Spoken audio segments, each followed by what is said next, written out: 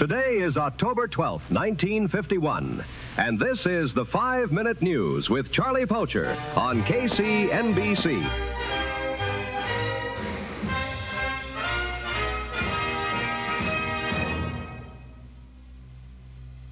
I'm Ted Wilcox, and this program is brought to you by the Cloud9 Corporation, America's #1 thaumaturgical provider. Remember, folks, from ancient alchemical elixirs to the latest in magi-tech innovation, you're doing fine with Cloud9. Shop with a smile, swing through the line, find all you need at Cloud9. You're doing fine with Cloud9. Good evening. UN troops, led by the U.S. 2nd Marine Division and the 72nd Armored, continue to slug it out with the entrenched commie forces on Heartbreak Ridge. Armed with alchemical stimulants and dug into bunkers fortified by Chinese wards, the Reds vow to fight to the last man, forcing our GIs to scrape and claw for every inch. Today marks nearly a month of relentless combat north of the 38th parallel, prompting the million-dollar question: when will it end? The battle isn't confined to the ground. The skies erupted in a red-hot clash today when 25 Korean MiGs engaged 20 of our own Excalibur-class fighters in a high-stakes dogfight. Thanks to superior American magi-tech, the Reds were left licking their wounds. With 3 jets downed and 6 more damaged, our flyers came through unscathed. Way to give 'em hell, boys. A lone enemy bomber slipped through the Air Force's sky blockade outside Seoul. Fortunately, newly installed power turrets zapped the bird before it could drop its deadly payload. The incident has folks wondering, are the communists gearing up to throw a major air punch at the United Nations? Only time will tell. 5-Minute News continues after this message from the Cloud9 Corporation. You're doing fine with Cloud9. Greetings, friends. This is your Cloud9 family representative with a deal that's sure to knock your socks off. At the Cloud9 Corporation, we have a long-standing tradition of bringing magic to the masses, given to us by our founders, the Nine themselves. It's why we're the world's #1 thaumaturgical provider. You may have heard Cloud9 is turning 80 this year. Well, to celebrate our big 80, I'm excited to announce our Cloud9 80-cent sale. Flip open the latest editions of the Saturday Evening Post, Life, Look, Collier's, and the Farm Journal to find all the details. Starting October 19th, you can snag 199 guaranteed Cloud9 products, 2 for the price of 1 plus 80 cents.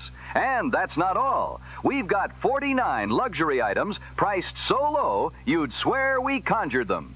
Be sure to check out this bargain-filled ad in the Saturday Evening Post, Life, Look, Collier's, and the Farm Journal. And remember, you're doing fine with Cloud9.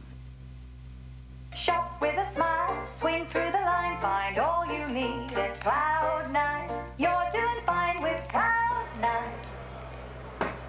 It's been 45 years since President Theodore Roosevelt signed the controversial Magical Citizens Bill, granting all mythics, humanoid or not, the right to apply for citizenship with proof of 2 generations of American heritage.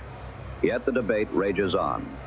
Senator Joseph McCarthy has been banging the drum against mythic rights, insisting that the rapid influx of magical people threatens national security. The senator stated commie spies are cozying up to the mythics to sabotage our country's infrastructure while funneling secrets to their red handlers, and is calling for both Congress and the Truman administration to empower the FBI to probe any mythic deemed a potential threat. Meanwhile, Senator Margaret Chase Smith of Maine cautions that such scaremongering and witch hunts harm not just American mythics, but all Americans. The Federal Bureau of Narcotics has issued a report on the recent surge in illegal trafficking of the alchemical compound known as Bliss. The report stated that 1 in 20 Americans has sampled the drug. As local authorities scramble to stem this crime wave, the burning question remains: where did this mysterious hallucinogen come from? It's every parent's worst nightmare come true. The Jonathan Franklin ransom case suffered a major setback today. With a blood sample from the scene, the FBI's lead investigator, Agent Jordan Crane, finally located Johnny's nanny, Esmeralda Fernandez, who'd been missing since the night of the abduction. Miss Fernandez's remains were discovered in the stomach of a great white shark lurking in San Francisco Bay, leaving Hoover's G-Men's next move murky at best. Meanwhile, October 1951 is shaping up to be a banner month for San Francisco. The city will host two major events: the NATO peace treaty signings, formally ending the war in the Pacific, and the first ever Carnaval de Otoño, a week-long celebration culminating in a citywide Halloween extravaganza.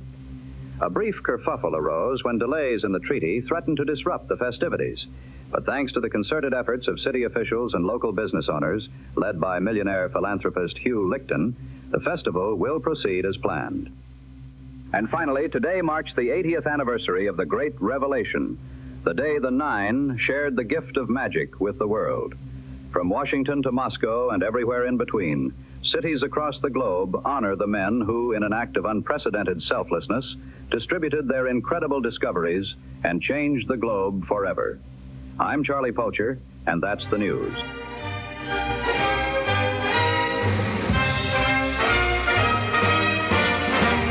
Charlie Pulcher was brought to you by the Cloud 9 Corporation. Remember, folks, you're doing fine when you choose Cloud 9.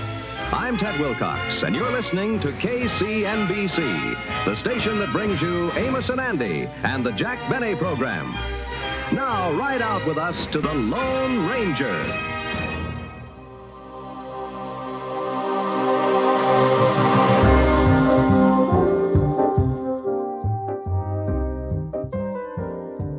Thank you for listening to this episode of The Mythic Chronicles.